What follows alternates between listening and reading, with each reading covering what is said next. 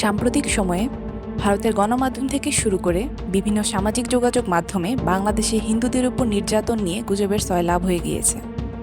বাংলাদেশের fact check page rumour স্ক্যানারের এক প্রতিবেদনে উঠে এসেছে যে ভারতীয়রা ক্রমাগতভাবে বাংলাদেশে হিন্দু অত্যাচার নিয়ে মিথ্যাচার করেই যাচ্ছে। দেখা গিয়েছে যে বাংলাদেশি মিডিয়া ব্যক্তিত্ব থেকে শুরু করে ক্রিকেটার, এমনকি সাবেক সংসদ সদস্যদের নিয়েও বিভিন্ন সাম্প্রদায়িক উস্কানিমূলক কন্টেন্ট প্রতিনিয়ত প্রচার করে যাচ্ছে ভারতীয় গণমাধ্যম। খুবই সম্প্রতি দেখা গিয়েছে যে ২০২২ সালে মানিকগঞ্জে এক দুর্গা মন্দিরে প্রতিমা ভাঙচুরের ঘটনাটিকে সামাজিক যোগাযোগ মাধ্যমে ২০২৪-এর ঘটনা দেওয়ার চেষ্টা করা হচ্ছে।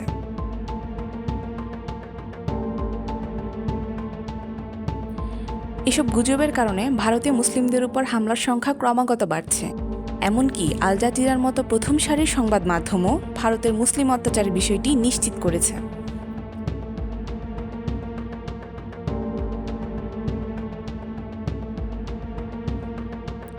শেখ হাসিনা বরাবরই ভারতীয় স্বার্থের পক্ষে কাজ করেছেন।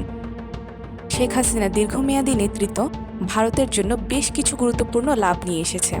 সেই লাভগুলো হয় নিরাপত্তা সহযোগিতা, বাণিজ্য সুবিধা, জলসম্পদ ব্যবস্থাপনা, আঞ্চলিক স্থিতিশীলতা এবং সাংস্কৃতিক সংযোগের ক্ষেত্রে।